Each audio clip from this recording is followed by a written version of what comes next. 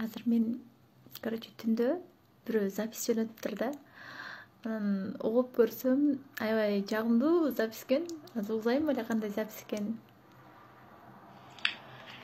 Булактай көздөрүң башкача экен, бул кечте сага эч ким жакпаса экен.